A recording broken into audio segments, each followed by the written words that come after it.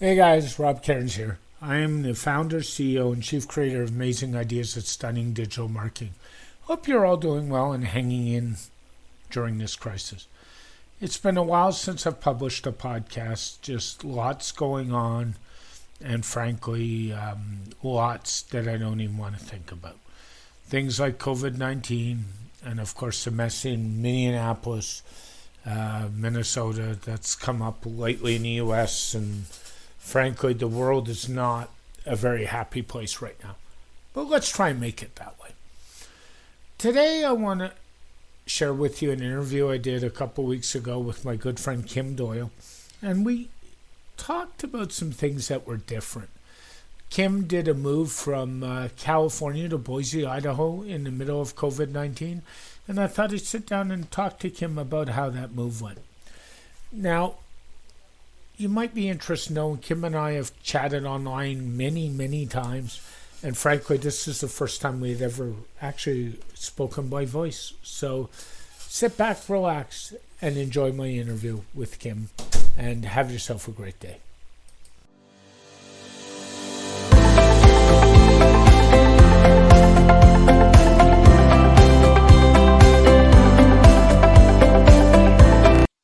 Hey guys, I'm here with my good and cherished friend Kim Doyal today, and we thought we'd do something different.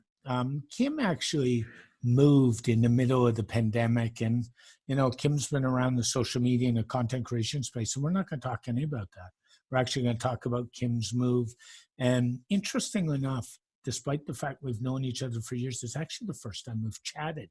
How are you today, Kim? I'm great. I think that's so funny that we actually have not had a verbal conversation yet. This is great. I'm great. Sun's peeking through clouds. No complaints. That's okay. We had, I saw something on your Facebook page. You had snow, and we had snow flurries a couple of days ago in Ontario. So, the weather is screwed up and everything. Oh, I know it. Sorry. My aunt was sharing an article asking if we haven't had snow here since I've been here. Okay. So. But grateful for that. It doesn't matter. It's stupid out there. So, yeah. So in all this, you decided to move, and we've talked many nights, and you were looking at multiple places, and you settled on Boise, Idaho. How come? You are certainly not the first person to ask me that. So I am a fifth generation San Franciscan. I was born in San Francisco. One of my favorite cities in the world. Yeah. Thank you. It's sad to me a little bit because it's not the city that I grew up going to. Yeah. But that's another conversation. So I was born and raised in Northern California. I lived there my whole life. And then I, was in the East Bay, which, people who are familiar with the Bay Area. And it's so funny because you don't say the West Bay because that is San Francisco, but it's, South Bay, East Bay, North Bay. And, it was, I raised my kids there. And once they were both out and on their own, I was like, I'm out of here. Like, the fact is, like, don't get me wrong. Like, California is always going to have a place in my heart. It's a beautiful state, but the fact that all I need is internet connection, it was like, let's go somewhere else. And the cost of living, let me give you an example. And this is not why I picked Boise. I'll get there, but I got my first power bill, like utility bill for the month.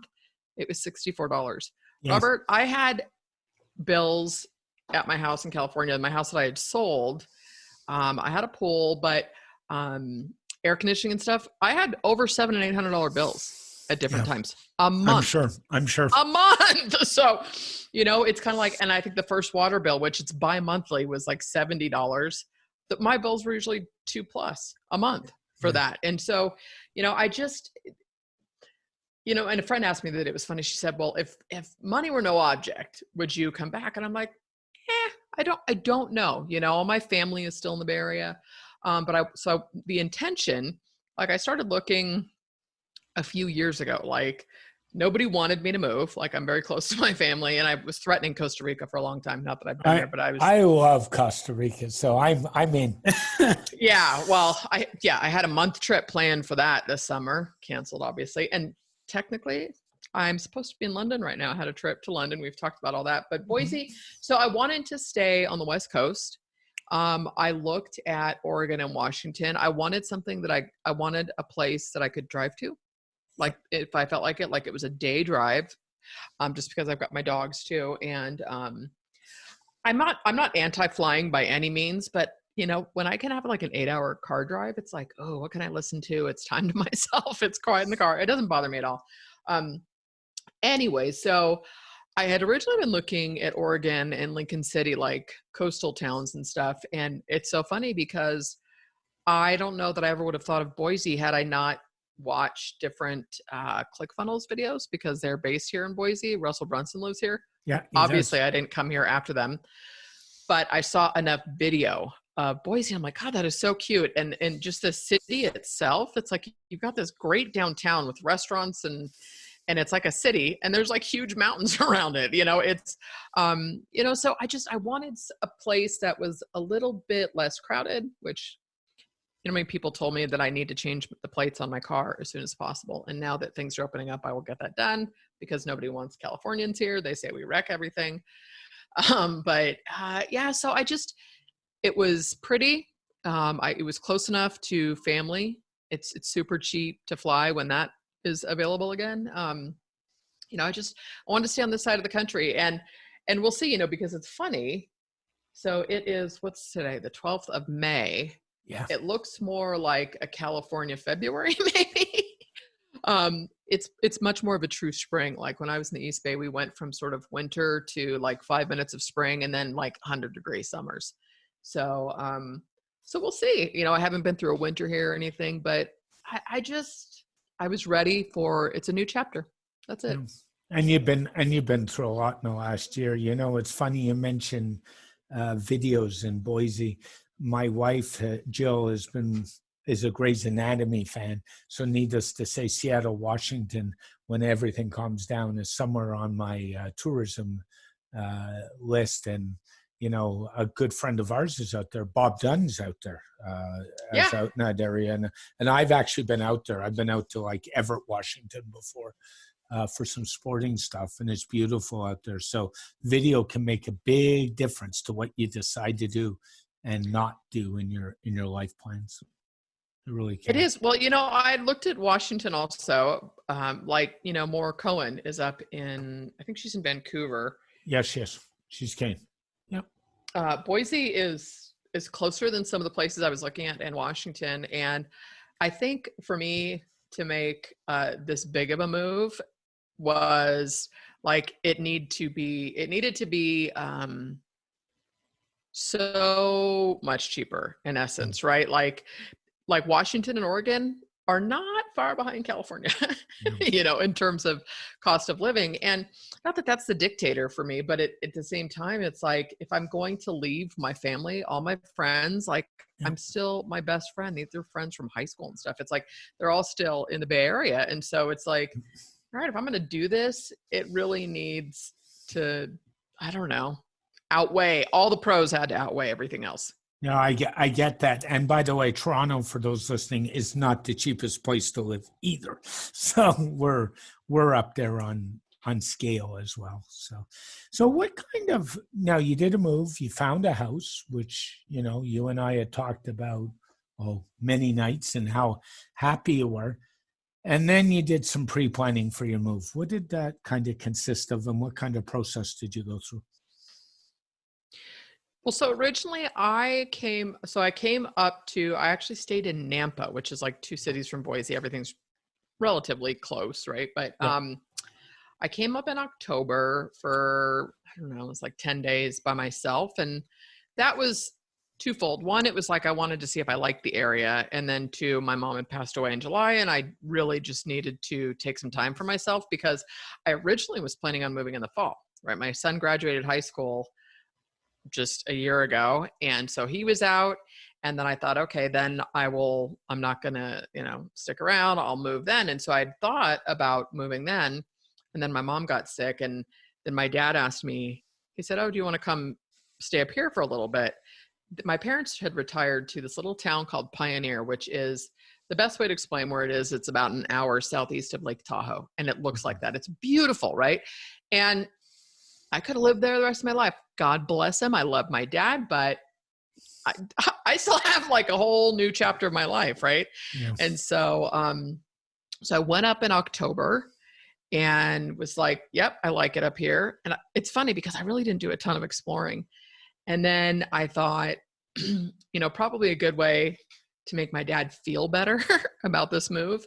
Like I asked him to come up with me again. So we came up in February. We actually stayed in McCall, which is much further north. That's like 2 hours from Boise. He has a timeshare and they have all these free weeks and stuff. So we stayed there. And we drove down to Boise a couple times. And what was really cool is that my brother's girlfriend, excuse me, allergies. I think I'm still getting used to the different climate. My brother's girlfriend said, "Oh, I have a friend who retired police officer from the East Bay, and he's now doing real estate up here. He's in his 50s." And so I called him one afternoon because like I had this list, Robert, like I was constantly on Zillow and looking at houses and stuff. So, we just did the Google Maps thing and went around, but it's like, I didn't know enough about the area. So he was amazing. He met us. And it's so funny because my dad's a retired cop and they knew a bunch of people. And so I got to listen to cop stories all day, but it was great because he would drive us around to a city and he'd be like, well, this is like this city. And so he'd compare it to places in the Bay Area. So I got a feel, for what that was like. And he really talked a lot about the development and what's going on and how people are and stuff. And so, I was absolutely sold. And when I went in February, when I came up here, I said, look, I don't have to move. If I find the right house, great. And it just so happens that the house I'm in, it's like a year and a half old. It's super cute. And it didn't even get listed. He just happened to call some property managers he knew. And one said, this isn't listed, but it's coming up. And so we drove by the outside and then we got pictures. Like I looked up the house when it had been sold and I fell in love with it. I'm like, let's do it. So I just, and so this was before things had gotten locked down is when I made that move. Yeah. So, and what most people don't get, and I've got a mother in the real estate business and I got a couple friends in the moving business. Unfortunately, moving and real estate deals have continued in the lockdown. So let's kind of bring that up. And then you went and moved. And then, as I call it, the fun started. So let's talk about that a little bit. What happened in the move process, moving out of California? What happened moving into Idaho? Well, on one hand, like, because my original plan was like, look, I'll just get a U-Haul. Because I did that when I left. So the city I was in the East Bay was Brentwood.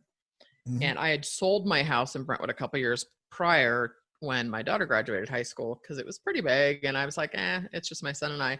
And so when I left Brentwood, like I got rid of, like I had a formal living room and a dining room. And like I donated so much stuff. I knew that I was going to step into a new chapter, Robert. And so I didn't, and I'm not like I just want all new stuff, but I wanted a fresh start. I didn't want to take, like I have no decor really outside of a few things in my office, but it's like all the decor is like this new chapter element. So, So all of my stuff was in storage except for my bedroom essentially and my office. It was all in storage already and boxed. So I was originally going to get a U-Haul. And then I was like, I'm just going to get prices, right? So I start calling moving companies. I'm like, oh my God, it's $1,500 to rent the U-Haul. Plus I would have had gas and everything. And then, and mileage. And I was getting these quotes for like $1,800 for movers. And I was like, what? Okay. So, the drama of this, I'm going to do the Cliff Notes version, but it was a broker and the broker, which I didn't know. So the moving company shows up. And then it's like the day before, I'm like, oh, we have to have cash because that's the actual moving company. Like, so the broker got paid a stupid amount of money just to coordinate this. Yep. And then I actually, when they got there, like, oh, it still ended up costing me more because of the size of stuff and how they do it. Yep. So I still have a 5x5 storage unit in California, which some of it's my kids' stuff they need to get out.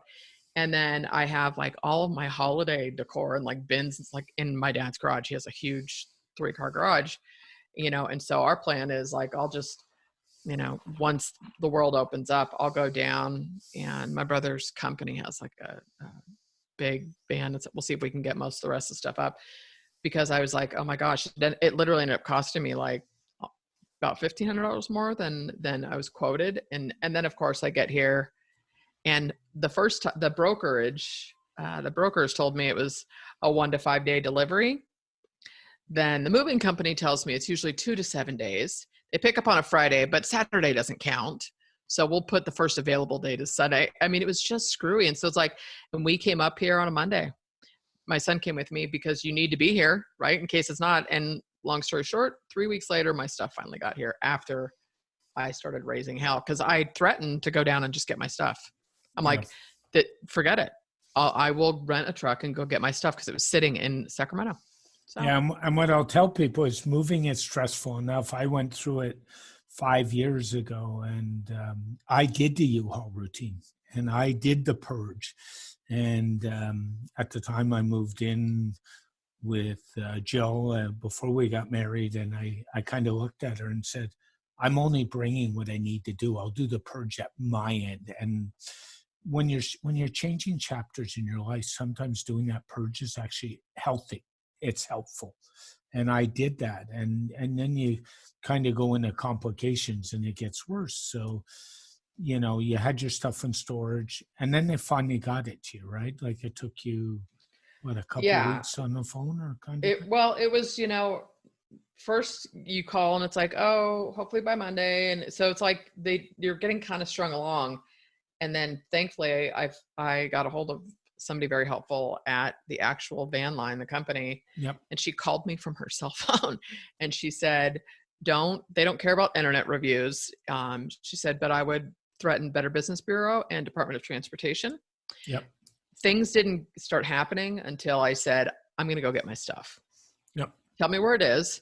And and I'll go pick it up. And all of a sudden the broker's calling me, and everybody's taking care of it. And from the time that happened, within 2 days, we'll be here between Friday and Sunday. So, it is very stressful. Like, I mean, all the other times I've moved in my life, we did it but I was younger, in better shape. I don't want to do that at this point in my life. I just don't. And, even when I sold my house in Brentwood and moved to a smaller place, it was like, we still hired movers though, just to do all the big furniture and everything, because it was, 16 years in that house. And so it was, and I didn't do as big of a purge as I did this last time. It is stressful, at the same time, I think in a way, I don't know. I tend to be a little bit more of it's an adventure. It takes a lot to get me to that point where I'm really frustrated. And I did get there with that because, I had to go by. First I was like, I'll just sleep on the floor. Hell no, that does not work. Oh my Lord. So got air mattresses for my son and I. That made a world of difference. Yeah. And I got a cheap table, and it was actually a really bad chair for my office. Saw that too. Yeah, I upgraded the chair then, right? So, oh boy, so it was an expensive lesson, and it is what it is. Like, I mean, I'm in this house, I'm running this house for a year, and if I like Boise, I'll buy it next year. And, who knows what's going to happen? Like, I don't think we've even begun to comprehend what is going to happen to the real estate market after COVID. I don't think we have. And it's funny, you talk about your chair and your bed, and you shared some pictures with some friends, so I've seen some of those, and I just chuckled, and I can remember saying to my wife, poor Kim. And I know, like, to me, those are the two things that make all the world a difference. I have a gamer's chair in my home office, which makes a difference in the world. And I've got, we are in the process of looking for a new mattress as we speak. And because Jill's got some comfort issues. And to me, if those two things aren't in place, we can deal with a lot of stuff. And it was funny, you commented about your desk. And if I recall right, you went to a folding table basically for a desk. I did. Yeah. Because, well, I think I posted a picture. I set up my iMac and my display and stuff at the island and the table, and I got a stool, and I was like, you are not 20 years old, girl. Like, what are you doing? Yeah. You know? And so then I was like, ooh, then I was all excited because I had a chair and a table. And that chair was wrecked, you know, and my mom was a project manager for a contract furniture company. So like they ordered furniture for offices and stuff, right? Yeah. And so my chair, actually, she had bought it for my dad. When he retired as a police officer, he went, because he was young, first he went and worked for NASA at Moffett Field for a while as a detective. And then he went and was a bailiff for the sheriff's department. I mean, so he's got some great retirements, right? But anyways, she had bought him this like $1,200 chair that she got at cost, or right. So then they gave me his chair. They were like, Kim, we don't need this, you know? So I have this amazingly great chair. And it was like, I'm like, I'll go to Walmart. And it was just like, oh God, I tried sitting on pillows. It was just Awful.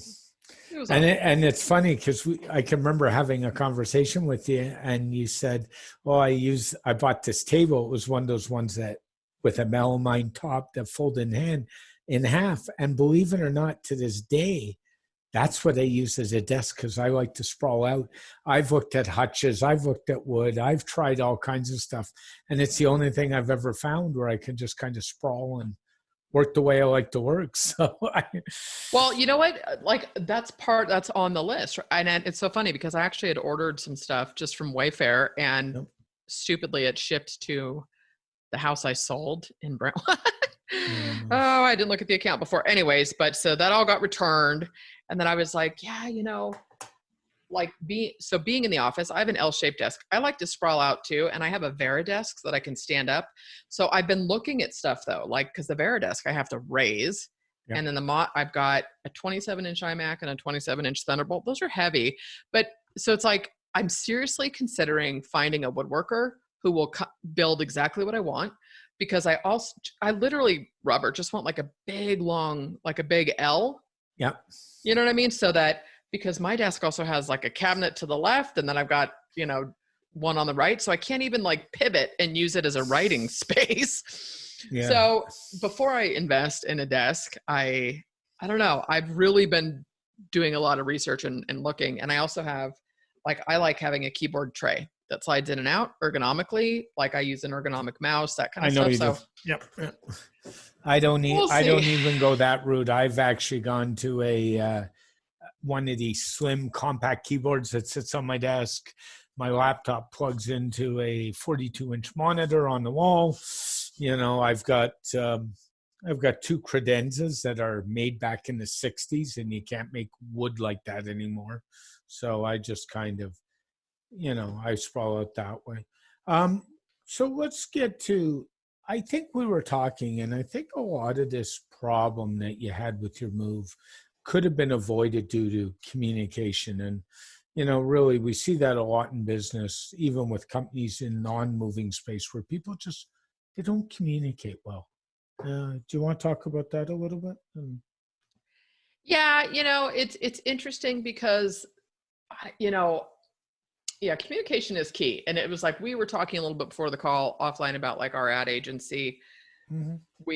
For the planner, so the second ad agency, and it's like, they're slow to deploy stuff sometimes, but they are very great about responding and communicating. And, you know, oftentimes we have to get ahead of it, but you know, it's 90% of it. I was about to say it's half the battle. It's not. I mean, No. we have so many people with what's going on today that have emailed. They're like, I ordered my planner a month ago, and they're in Australia. Australia has got some real strict rules going on right now with stuff coming in and out of the country, more so than the UK. And it's like, as long as we respond to people immediately, like, okay, thanks, you know, and like, then we'll give them the digital planner, or we give them the class or something. Communication, it's just knowing I had a question, you responded, you care. It's that simple. You know, as far as the moving industry goes, I honestly, I don't even know if it's communication as much as it's ripe for disruption. Yep. You know, it is time, I think, that all somebody has to do to kill it in the moving space, I think, is to be on top of stuff. Like, don't tell me you don't know where your drivers are. It's 2020. Like, everything is trackable today, yep. You know, and there is no reason for brokers. I mean, that's just the stupidest thing ever. So, you know, just like the hotel and taxi industry thought they'd never be disrupted, all of these old institutions, for lack of a better term, we were talking about the real estate market. It's like, that's ripe for disruption. The insurance market, oh my Lord. So I think that even with these challenges that we're seeing, people are really we could have a whole other conversation about education. I read something on Facebook last night about like, I'm not paying, my kid doesn't want to pay 50 grand to be taking classes online. Yeah. Yeah. And that industry has changed. I mean, one of my best friends is a teacher and using things like Google Classroom and Zoom right now to communicate with her kids. And it's already disrupted. And what I'll tell you in education is, honestly, Kim, the parents before high school have to become back in their kids' lives. For a long time in education, they've actually disrupted it and said, my kid's in class 6 hours a day, not my problem. Well, guess what? It doesn't work anymore, right? So, well, that, and I think we're looking at, like, I don't remember where it was, but it's like there was a state, was it a state or a country? They're talking about, doing a lot more outdoor education stuff. And you see other countries that are doing it really, really well. And this whole idea, I'll never forget, Robert, when I was in retail management, I was a training manager. And so I got to do all this other like train the trainer type of stuff. And I love the fact that they focused on, you need to teach to the learner's style. So some adults maybe want to read and then go implement. Other people want to read as they're implementing. Other people want to go do it and then come back and look at where they missed stuff. And it was just so eye-opening to me. I thought, God, we let adults learn differently in the work environment, but we expect every child to learn exactly the same way. And it's just, I think Western culture, at least I know the US, that's all I can really speak to, but just this need for like, how many, like, we're measuring kids and accomplishments. And, it's like my daughter went through the school system without a hiccup. High school, my son had just some really, really personal challenges, like behavioral stuff. It was hell. And it wasn't until I was outside of the system that I saw how broken it was. Oh, no question. I mean, I'm a classic example. I grew up in Quebec and I was a C student. I moved to Ontario where the course curriculum was different. I became a B student. I went off to college back in the 80s and I became a 90% student and on the dean's list. And it's all about the way you learn, how you learn, and what you like to learn. And that's what this one size fits all model doesn't work anymore. And we're seeing a lot of that, aren't we? We are. Well, and I just think kids and people in general, we need a little bit more white space in our lives, right? Where it's just crazy. Like when I think about I have two nieces. I have a nephew who is in 6th grade, but my nieces are both in high school. And I just think I couldn't imagine, being that age, and obviously they don't know any different, but being that age and having to live with social media and comparing yourself 24/7 to people all the time. I don't know, like my heart feels heavy for kids today. I think they have challenges to face that we don't. I think parents need to stop treating children. So we're raising an entire generation of entitled kids that we don't necessarily understand their struggles, right?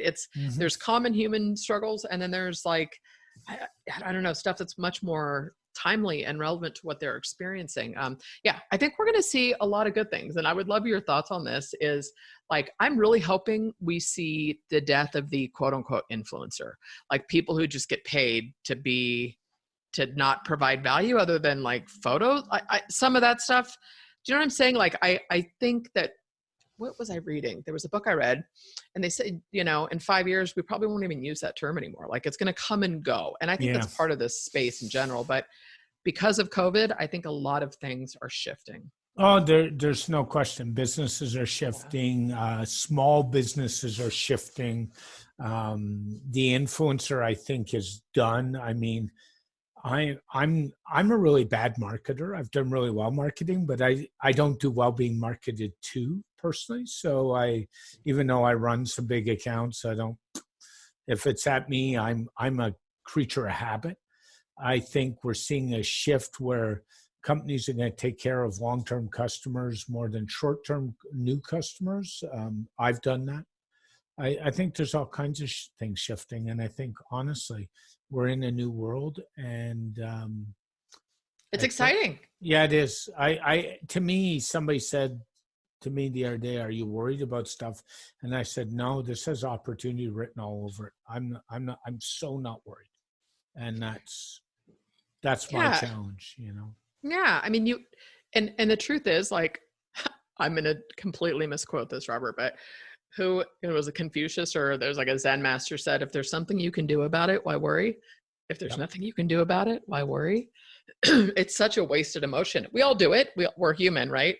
But I mean, I have a list of go-tos then. When that stuff comes up, I'm like, all right, girl, you better go take a nap. You better go watch something. You better go walk the dogs, get outside. You're fueling something that won't serve you. My wife is really good at that. Jill will actually say, "Why are you worried about this? There's nothing you can do about it," and just move on. And I've gotten better because of her over the last 5 years of moving on. So that's really key, I think. Before I let you go, because I know you're on a crunch for time, what are you working on these days besides the Amazing Content Creators Planner that you want to share with anybody or do that? And how can people get a hold of you if they want to? So I am, I'm not rebranding. So I have my personal site, kimdoyal.com, which is Doyal. And our amazing friend vendor is helping me with a redesign of that site. And I'm sort of how do I want to phrase this? I don't know, Robert. I honestly, the last few weeks, I felt like this massive pull to step into something bigger. I don't know what it looks like. I'm exploring it, but I'm sort of going to reboost the podcast here. I'm going to get that back on track. So I've got a course, List Explosion, coming out under my personal brand. So, it's tricky to not sabotage one over the other, since I'm talking about content with both brands, but they complement each other. And yeah, I'm just doing my, hashtag just show up. I'm kind of out of the grief bubble, for lack of a better word, and ready to kick ass. Yeah. And you and I have a book to read together if we ever get them. Oh, mine's coming first. I'm going to see it any day. I know. The life of living in the Great White North. But you know what? It was actually cheaper because I ordered upsells to order the stuff through Russell directly, and even with all the conversion and everything else, and send it to me than ordered from Amazon in Canada. So I don't care. Anything Russell puts out is worth reading. So I agree. Yeah. So if someone wants to get a hold of you, how's the best way? Email, Facebook, kim@kimdoyal.com, or just, through my site. And I would say all of my social profiles are just my name, Kim Doyal. Yeah. And if you really want to give something to the world, jump on into the Content Creators group and say hello. Kim's a really good host, some good people, and some helpful people. So, Thank you so much for having me, Robert. Yeah, thank you, Kim. I appreciate your time, and you have a great day. Stay safe, stay well. You too. Thanks. I want to thank my very special guest, Kim Doyal, for joining me for this week's interview. As always, you can find more about us at stunningdigitalmarketing.com. Please feel free to follow me on Twitter at Rob Cairns. You can also find us on all social media platforms. Go to our website, and there's links to them all there in the footer. Please don't be shy. If you need anything, you can feel free to email me directly at vip@stunningdigitalmarketing.com. I'm your host, Rob Cairns. I hope you always enjoy the content that we put out, and if I can help you in any way, please let me know. Please keep your feet on the ground, keep reaching for the stars, and make your business succeed. Please take care of your loved ones and take care of everybody around you. This podcast is dedicated to my late father, Bruce Cairns, and Jill's late brother, Stephen McLean. I hope you're all doing well, being safe, and I'll talk to you all soon. Bye for now.